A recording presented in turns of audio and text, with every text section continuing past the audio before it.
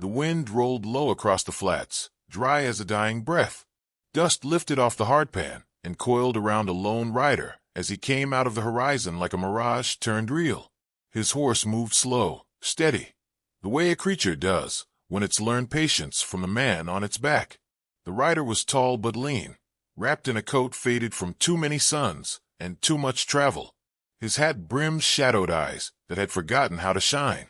No one knew his name yet, but soon, the town of Redemption Creek would whisper it like a warning.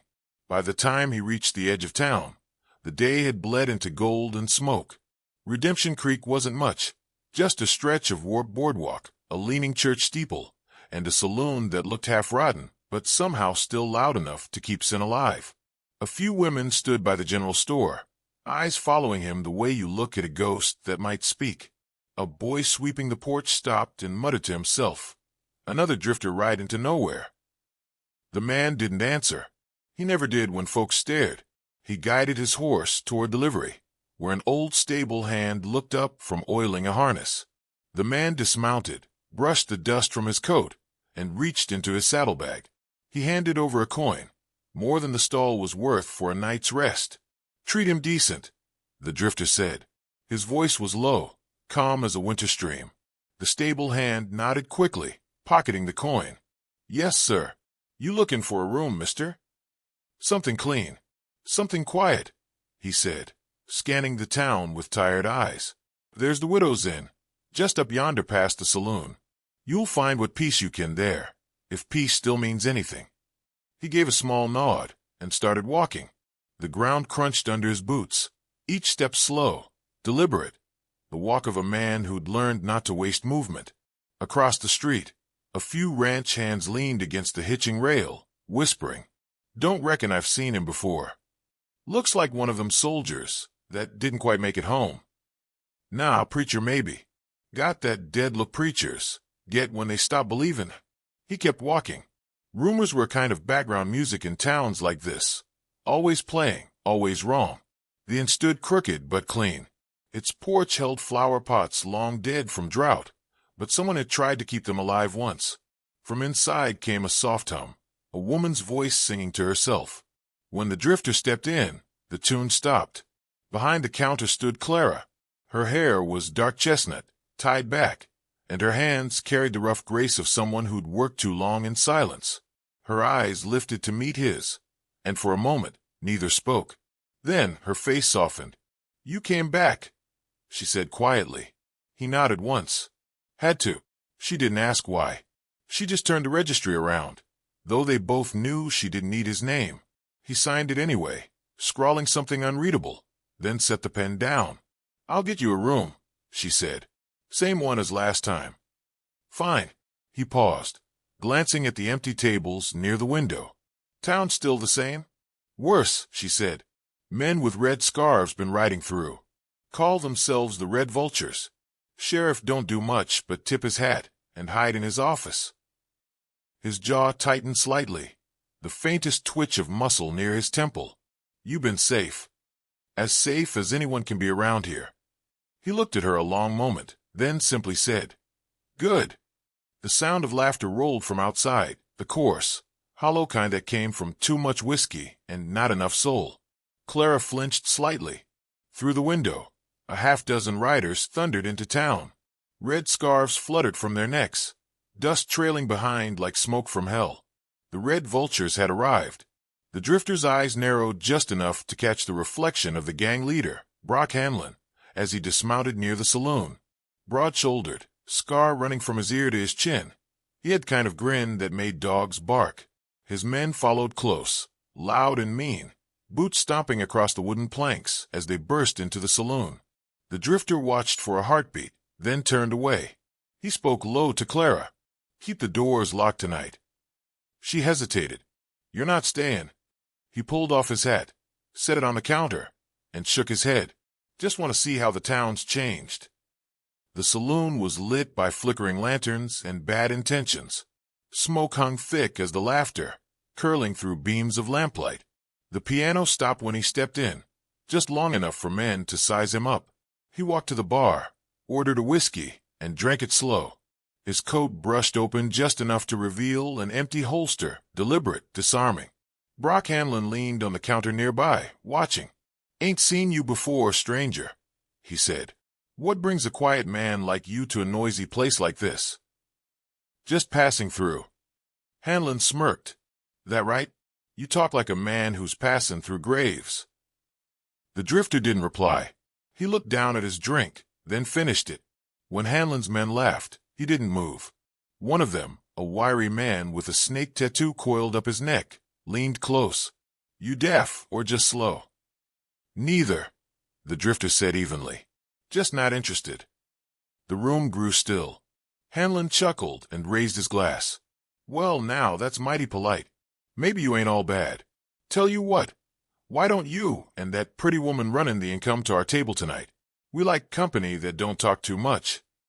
The drifter set his glass down carefully. "You stay away from her." Hanlon grinned wider. "Oh, so she's yours. Didn't figure a man like you for keeping things." The drifter stood. "You figured wrong." He turned, left his coin on the counter, and walked out. Behind him, the laughter started again, sharp and mean, echoing into the night. Outside, the street was quiet but for the creak of swinging saloon doors and the buzz of lantern flies. He stood there a long time, looking toward the inn. The stars above were pale, scattered like forgotten bullets. Somewhere in the distance, a coyote cried. Clara waited by the porch when he returned. She could tell by his silence what had been said. "You should leave it," she murmured. "Men like them don't stop. They only get worse when you stand up." "I ain't standing up," he said quietly. "Not yet." He brushed past her, heading inside, but before he could close the door, a rough voice called out behind him. "Well, look at this," Brock Hanlon said, swaggering up the street with two of his men. "Didn't take long to find your little dove, did it?" The drifter turned, slow as dawn. "Go home, Brock." Hanlon's hand shot out, catching Clara's wrist. "Ain't polite to talk to your betters that way, friend." The drifter's face didn't change. Not a muscle moved. He just looked at that hand gripping Clara's skin.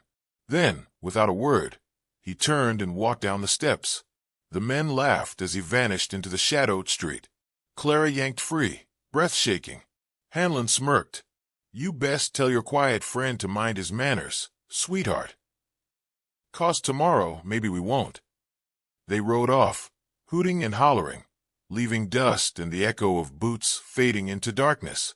Inside, Clara stood trembling by the window, her wrist red where he grabbed her. The drifter sat by the fire, staring into the flame, the orange glow painting his face in silence. "You did nothing," she whispered, tears in her voice. He said nothing for a long while. Then, in a voice low enough that only the fire could hear, he murmured, "Not tonight."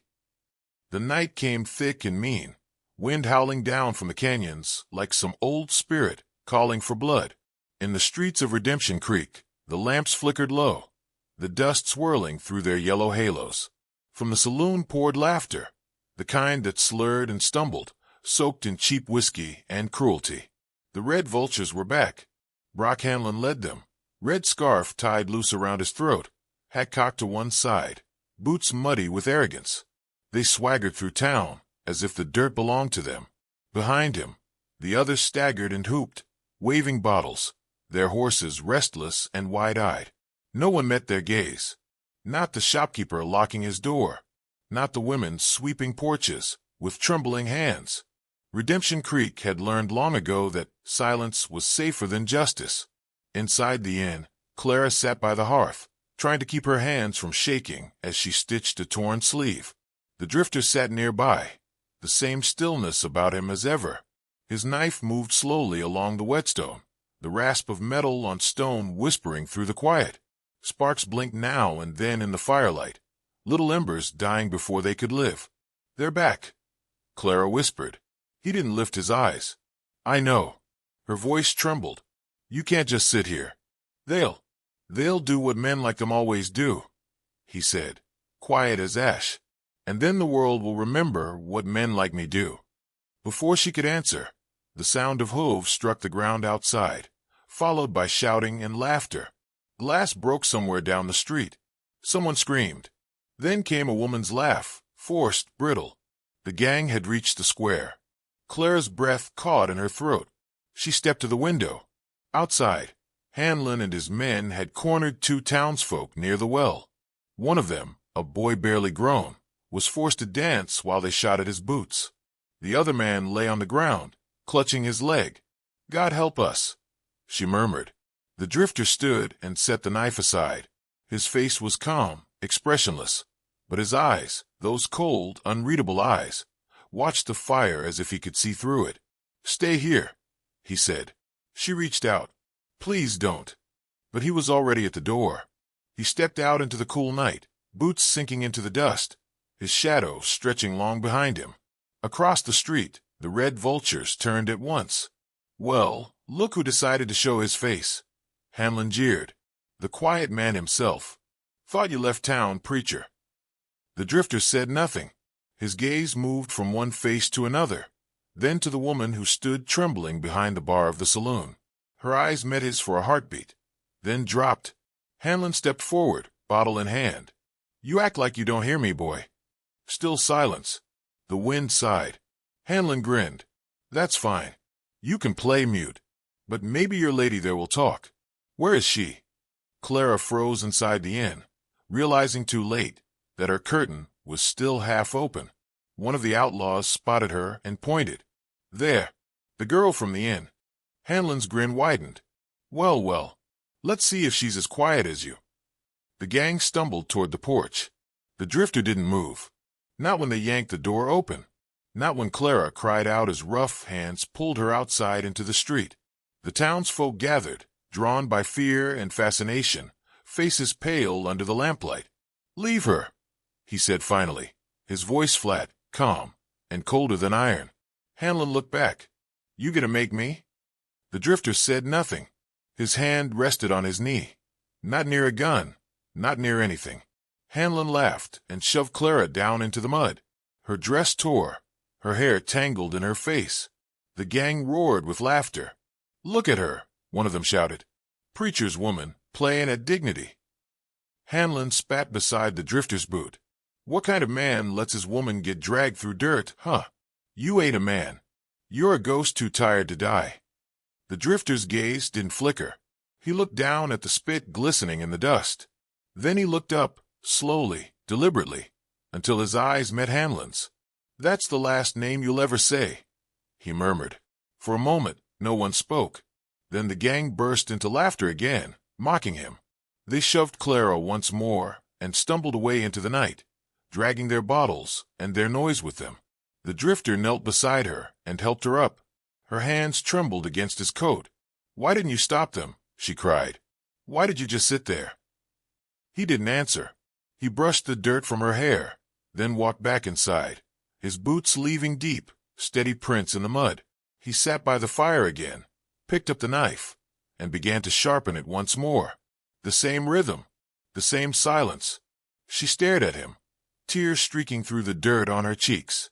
"They'll come back," she whispered. "They'll come back, and next time." His hand stopped.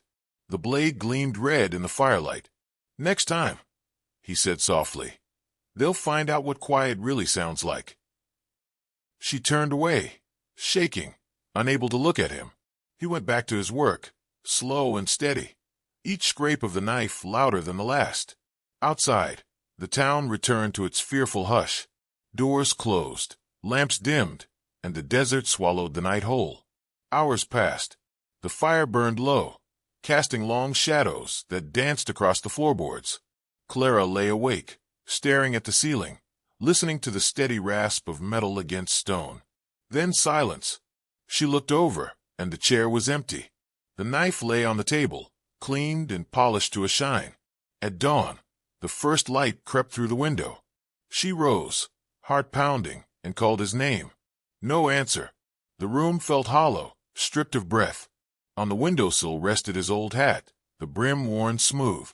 Beside it, a spent cigar, still faintly warm. She stepped outside barefoot, the ground cool beneath her feet. The town was silent except for the crows. Down the road, near the edge of the dry riverbed, she saw the tracks, horse prints, deep and certain, cutting toward the red horizon. He hadn't taken much. No bag, no blanket. Just his horse, his gun, and whatever ghosts he carried behind those quiet eyes. The wind caught her hair, lifting it across her face as she watched the prints fade into the sand. Somewhere beyond those canyons lay the red vultures, still sleeping off their drunken cruelty. She pressed her hand to her chest, fighting the tremor in her breath. He was gone, and with him, the air itself seemed to change. The silence left behind was heavy, waiting. In that stillness, the town of Redemption Creek didn't yet know it, but the sun that rose that morning would set red.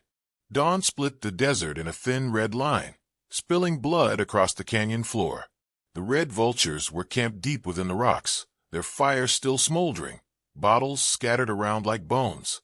The men slept hard, snoring in the sand, guns half buried beside them. Brock Hanlon sat awake against a boulder, chewing tobacco and watching the light crawl down the cliffs. He grinned to himself, remembering the way the drifter's woman had looked when she fell, mud on her cheek, eyes wide with helplessness. The sound of her cry lingered in his ears like music. "Hell," he muttered, spitting into the dust. "Might ride back into town tomorrow, see how our preacher boys talking it." But somewhere out there, beyond the ring of their dying fire, a horse stood still. Its reins swayed gently in the wind. The rider knelt among the rocks, motionless, face half-shadowed beneath his hat. The drifter had come home to war. He moved slow, precise, no wasted motion. His rifle lay in the dust before him, an old Spencer repeater clean to a shine, the same kind used by Union sharpshooters years ago. The smell of oiled steel mixed with the sagebrush and smoke. He took a deep breath, steady and measured, then brought the rifle to his shoulder. Through the sights, the world narrowed to a single sleeping man by the fire. He could see the man's chest rise and fall, could hear the faint rasp of his breath even from this distance. The wind tugged gently at the brim of his hat. When it stilled, he squeezed the trigger. The shot cracked like thunder between the canyon walls. A vulture scattered into the air. The man by the fire didn't even scream, just jerked once and went still. The others woke shouting, grabbing rifles, stumbling into the open. Where the hell? Another shot. One dropped before the question was done. The drifter chambered another round, breath calm, eyes fixed. His movements were mechanical, almost prayerful. In the chaos, Brock ducked behind a boulder, cursing. He followed us. That bastard followed us. They fired wildly toward the cliffs, bullets sparking against stone. The echoes made it impossible to tell where the sound came from. Each time they thought they had him pinned, silence answered. The drifter shifted position, sliding down the rocks with the grace of a man who'd spent his life in the hunt. He found cover behind a ledge and watched them scatter, drunk, panicked, their fear spreading faster than the smoke from their guns. He saw them as shapes, not men. He remembered them laughing at Clara, and that was all he needed. For a moment, the smell of gunpowder pulled him back through time. Snow, smoke, the echo of cannon fire rolling through the hills of Virginia. He was younger then, lying prone on a ridge, eyes fixed through the scope of his rifle. He'd been the best in his regiment, the eye of God, they called him, until that morning when the orders came wrong. His general, blind with pride, set men into their own crossfire. He remembered their faces, young and shocked, as his bullets tore through them because someone in command had drawn the wrong line on the map. 50 men gone before the sun had reached its peak. 50 ghosts that never stopped following him. He'd buried his rifle in the dirt that day, swore to the sky he'd never kill again. But the world didn't keep oaths, and neither could he. A rock slid under his boot, pulling him back to now. A voice echoed through the canyon, nervous, trembling. "Show yourself, you coward." He smiled faintly, the same voice that had spat at Clara. He didn't show himself. He waited until the outlaw peeked around the boulder, searching the ridge. Then another crack split the air, clean and final. The man dropped, hat spinning off into the sand. 3 left. The remaining outlaws ran for the horses, but the animals had bolted at the first gunfire. Their shouts bounced off the canyon walls like the cries of trapped men. The drifter's shadow moved among the rocks, silent and certain. Brock Hanlon fired blindly, the hammer clicking empty after his last shot. "You think you can scare me, Ghost?" he yelled. "You think killing a few men makes you something?" The canyon swallowed his voice. Somewhere to his left, a faint metallic click answered, a fresh round sliding into place. Brock's hands began to shake. "Boys," he called, "where the hell are you?" The reply came from the dark behind him. "Gone." He spun, pistol jerking upward, but the drifter was already there, standing between the red rocks, rifle aimed square at his chest. Brock froze. For the first time in years, the grin fell from his face. "You don't have to do this," he stammered. "It was just fun, preacher. Just drinking fun." The drifter said nothing. He stepped closer, boots crunching on gravel, eyes unreadable. "What's your name?" Brock asked, desperate now. "Tell me your name, damn it." The drifter stopped within 10 paces. His voice was quiet, almost kind. "You wouldn't remember it even if I did." He fired once. The sound echoed off the canyon walls, rolling for miles like thunder rolling over a grave. Brock's body hit the dust hard, eyes staring at the sky as if waiting for forgiveness that would never come. The drifter stood over him for a long time, the wind tugging at his coat. Then he bent down, pulled a small silver cross from around the dead man's neck, and dropped it into the sand. For a moment, he just stood there, staring at the horizon where the sun was bleeding through the clouds. Then he turned, walked back toward the cliffs where his horse waited. Each step sounded like the final toll of a bell. The canyon was silent now, only the wind and the far cry of a vulture circling overhead. He glanced once at the sky, eyes softening as if seeing something, or someone far away. He holstered the rifle carefully, the weight familiar, almost sacred again. But it wasn't pride he felt. It was the hollow ache of a man who'd broken his last promise. As he mounted his horse, he looked back toward the canyon floor, where the bodies lay sprawled among the dust and sage. It was done. The red vultures had met their end beneath the same sun they mocked. He lit a cigar, the match flaring bright against the morning wind. The smoke rose thin and gray, curling up toward heaven. Somewhere in the back of his mind, the memory of Clara's face flickered, the way her eyes had looked that night, not in fear, but in disappointment. He'd ridden out to make things right for her, but vengeance never washed clean. It only stained deeper. He rode slowly out of the canyon, his shadow stretching long across the stones. Behind him, the desert swallowed the dead without judgment. By the time the sun climbed high, the only sign of what had happened were the vultures circling overhead, silent witnesses to a justice born from dust, fire, and a man who'd once promised never to kill again. As he reached the open plain, he took off his hat, letting the wind cool his face. For a moment, he whispered something into the emptiness, perhaps a prayer, perhaps an apology. Then he set the hat back on, turned his horse toward Redemption Creek, and rode on without looking back. The world around him was quiet again, but it was the kind of quiet that comes after thunder, the kind that leaves echoes behind. And somewhere in the distance, a bell began to ring, carried faintly through the desert air, as if the town itself already knew what he had done. The sun was low when he rode back into Redemption Creek, the sky burning red behind him as though the whole desert had been set aflame. His horse limped slightly, coated in dust and sweat, and the man on its back looked carved from the same earth he rode over. Blood on his coat, dirt on his face, eyes hollow as a man returning from hell.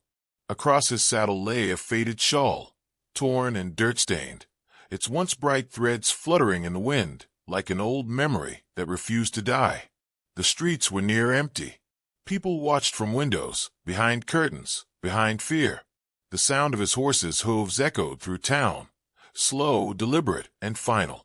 The air carried that strange kind of silence that follows after a storm has stripped the land clean. He stopped before the inn. The door creaked open, and Clara stood there, her face pale, her hands trembling against the frame. For a long while, neither spoke. The wind tugged at her hair, and the fading sun painted gold along her cheek, though she looked as if she hadn't slept since he left. He dismounted without a word.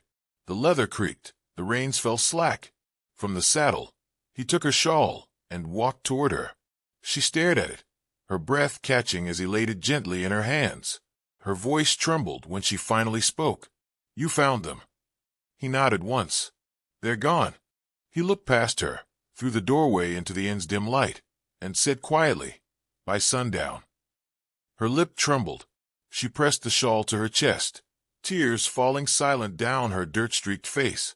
He watched her, but there was no pride in his eyes, only exhaustion, the kind that settles into a man's bones and never leaves. The sheriff appeared from across the street, his badge glinting faintly in the sunset. He was an old man, half-drunk most days, and his voice cracked as he called out, "You did it, didn't you? All of them." The drifter didn't turn. The sheriff hesitated, then took a step closer, hat twisting in his hands. "Lord Almighty, you wiped them out." A few townsfolk emerged now, quiet shapes stepping into the dying light, faces pale with awe and fear. They looked at him like he wasn't a man anymore, but something older, something the desert had sent to balance the scales. The sheriff swallowed hard. I need to know your name, mister, for the record." The drifter finally turned. His face was unreadable, lined with shadow. For a long moment, he seemed to be considering the question, as though trying to recall something he'd left behind long ago. Then he spoke, his voice low and steady. "Just a man who don't forgive wrong done to a woman." The sheriff's mouth opened, but no words came out. He lowered his head, as though in respect, or maybe shame. The drifter looked once more at Clara. She reached for him, but he stepped back, shaking his head. "You stay here," he said quietly. "This town needs something gentle left in it." She tried to speak, but the words broke apart in her throat. He turned away before she could try again, walking to his horse. The animal shifted, tired and loyal. He mounted slowly, the weight of his body settling into the saddle like a final decision. As he rode through the street, the old church bell began to toll, its sound deep and cracked, echoing off the empty hills. Each strike rolled through the dust like the heartbeat of the desert itself. Men bowed their heads. Women clutched their children close. He didn't look back. Past the last house, where the desert began again and the wind carried the smell of sage and rain that would never come, he stopped for a moment and lifted his eyes to the horizon. The sun was setting in fire and gold, lighting the ridges with a kind of sacred blaze. The shadows stretched long, reaching toward him, as though the earth itself wanted to keep him there a little longer. But some men aren't made for towns or graves. They belong to the road, to the silence that follows thunder. He tipped his hat once toward the sun, then nudged his horse forward. Slowly, he disappeared into the dying light, his figure fading until all that was left was the echo of hooves and the tolling of that distant bell. Night came soft and slow over Redemption Creek. The wind carried the scent of dust and gunpowder, and the stars blinked awake one by one, bright and watchful. In the inn, Clara sat alone by the fire, shawl wrapped around her shoulders. The fabric still smelled faintly of smoke and iron. She stared into the flames, seeing faces she'd never forget, and hearing the faintest whisper of boots on sand, fading farther and farther away. The sheriff wrote his report that night, but left the name blank. "No record," he muttered, pouring himself a drink. "Some things don't belong in ink." By morning, travelers coming down from the hills spoke of buzzards circling over the canyon. They said the red vultures were gone, every one of them. Some claimed to have seen a rider leaving at dawn, moving like smoke over the plains, vanishing before the light could touch him. Years passed, and the story grew like wild sage through the desert wind. Folks said the drifter wasn't born, but made, hammered from the dust and grief of the frontier. They said he'd been a soldier once, a ghost of the war who'd lost faith in God until the day someone hurt the only good thing left to him. They said he rode from town to town, never staying, never smiling, but when injustice showed its teeth, he'd appear like a shadow at sundown. Children grew up hearing his name whispered around campfires. The men in the saloon, after too much whiskey, would talk about the day he came to Redemption Creek, how he rode in quiet, how he rode out with fire at his back. Some swore they'd seen him again, years later, on the far side of the border or near the old mining roads of Nevada, always alone, always riding west. But the old folks knew better. They said he wasn't out there anymore. They said he'd done what he came for, and laid down his gun somewhere deep in the canyons, where the wind still carries the sound of that church bell from time to time. Sometimes, when dusk falls and the sun burns low across the desert, you can see the sky turn that same blood-red shade it wore the day the red vultures died. And in that light, if you listen close, the wind sounds almost like hooves moving slow across the dust. Steady, calm, certain. They say that's the drifter, still riding, still watching. The quiet man who spoke little and forgave less. The one who came to a town that had forgotten courage and reminded it what justice costs when paid in full. And when the bell tolls from the church that hasn't had a preacher in 20 years, the people of Redemption Creek still stop and bow their heads, not out of fear, but out of respect, because somewhere in that sound is the memory of a man who carried no name, no mercy, and no regrets. The legend says he was last seen riding into a storm that swallowed the horizon whole. The rain fell for the first time in months, washing the blood from the canyon stones, and when it stopped, only the desert remained, quiet, clean, eternal. No grave bears his name. No marker stands where he fell. But the people remember, and they say if you wrong a woman in Redemption Creek, you can still feel his eyes on you when the sun begins to sink, cold, patient, and waiting for the sound of the bell.